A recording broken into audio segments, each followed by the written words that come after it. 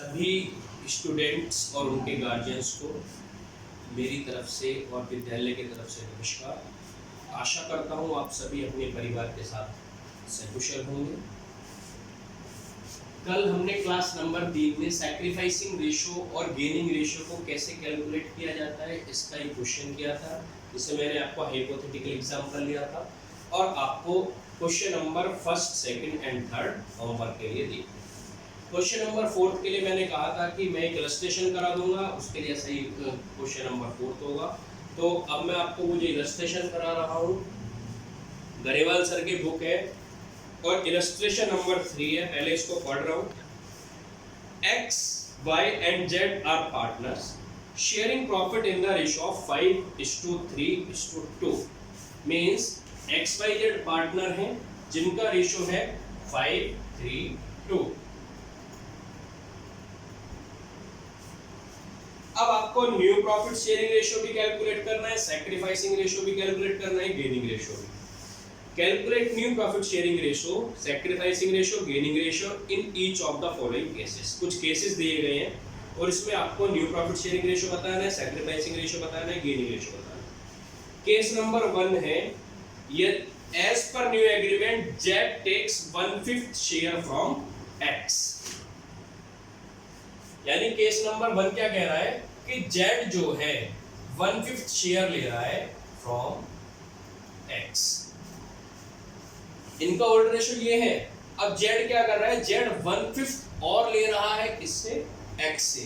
तो इसका मतलब क्या हुआ, X तो सैक्रिफाइस कर रहा है 1/5 और Z गेन कर रहा है 1/5।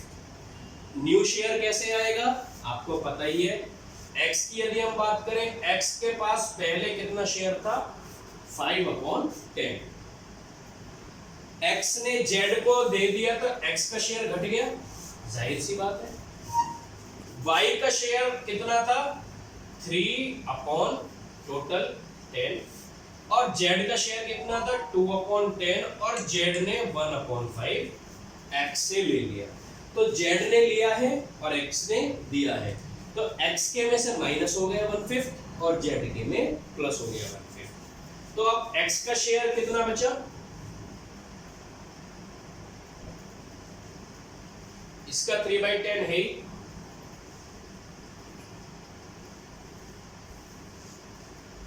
इसका मतलब आपका न्यू रेशियो क्या हुआ 3:3:4। बिल्कुल यही आंसर आ रहा है 3:3:4। Y का तो कोई इफेक्ट पड़ा ही नहीं क्योंकि Y का पहले भी इतना ही था, अब भी इतना ही है। X के शेयर में से 1/5 घटा है और Y के शेयर में 1/5 बढ़ा है। इसी का केस नंबर B ले लेते हैं।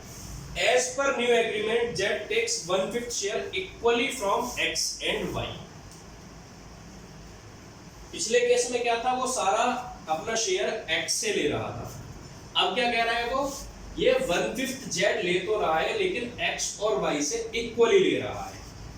इक्वली मतलब दो पार्टनरों से बराबर, यानी कि 1/5 का आधा होता है 1/10। तो आधा X से ले रहा है, आधा Y से ले रहा है, तो हमने 1/5 का हाफ किया जो आया 1/10। अब X के पास कितना शेयर था पहले 5/10, X ने दे कितना दिया 1/10। Y के पास पहले कितना था 3/10, दे कितना दिया 1/10। Z के पास पहले कितना था 2/10 और उसने ले कितना लिया 1/10 X से और 1/10 Y से। तो इसके पास कितना बचा बेटा 4/10, इसके पास कितना बचा 2/10 और इसके पास कितना हो गया 4/10। तो रेशियो क्या हुआ 4:2:4। बिल्कुल यही है, यही आंसर आ रहा है। अब यहाँ पर यदि हम ये कहें कि सैक्रिफाइसिंग रेशियो क्या है, तो 1/10 ही X ने सैक्रिफाइस किया है, 1/10 ही Y ने सैक्रिफाइस किया है। तो सैक्रिफाइसिंग रेशियो क्या आएगी बेटा 1:1। गेनिंग रेशियो, Z ने गेन किया है, Z ने कितना गेन किया है 1/5, या तो ये कह सकते हैं 1 + 1/10 + 1/10 = 1/5। खैर, तो इस क्वेश्चन में आपने देखा कि यहाँ भी जेड गेन कर रहा है, पर अब सैक्रिफाइस दोनों कर रहे हैं, एक्स भी और वाई भी। पिछली सिचुएशन में क्या था, केवल और केवल एक्स सैक्रिफाइस कर रहा था। चले थर्ड केस भी देख लेते हैं। As per new agreement, XYZ decide to share future profit and loss equally. अब यहाँ पर क्या है बेटा, यहाँ पर न्यू रेशो आपको गिवन है।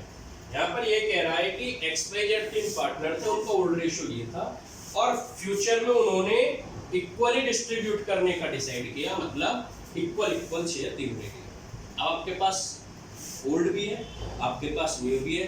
आप सैक्रिफाइसिंग रेशो निकालने का फॉर्मूला जानते ही हैं, ओल्ड माइनस न्यू।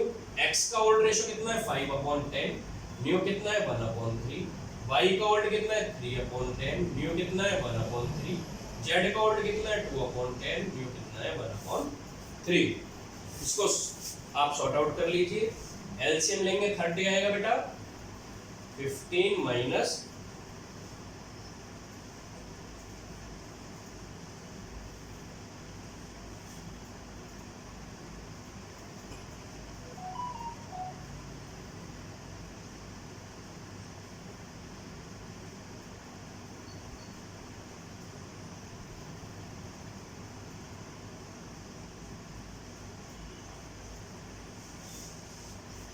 यहाँ आप देखेंगे बेटा 5/30, x ने सैक्रिफाइस किया है क्योंकि सैक्रिफाइसिंग रेशो का फॉर्मूला लगा हुआ है, आपको पता ही है। जबकि y और z ने क्या किया है, गेन किया है। y ने कितना गेन किया, मैंने कहा था यदि सैक्रिफाइसिंग रेशो का आपने फॉर्मूला लगाया हुआ है और आपका आंसर अनफेवरेबल आता है, माइनस में आता है, तो समझ लो उस पार्टनर ने गेन किया है। तो अब y ने 1/30 गेन किया है और z ने 4/30 गेन किया है। ऐसा ही आपके एक्सरसाइज में जिसके 4 पार्ट है, क्वेश्चन है क्वेश्चन नंबर 4, आपको वो सॉल्व करना है एक्सरसाइज का। तब तक के लिए बेटा बाय बाय।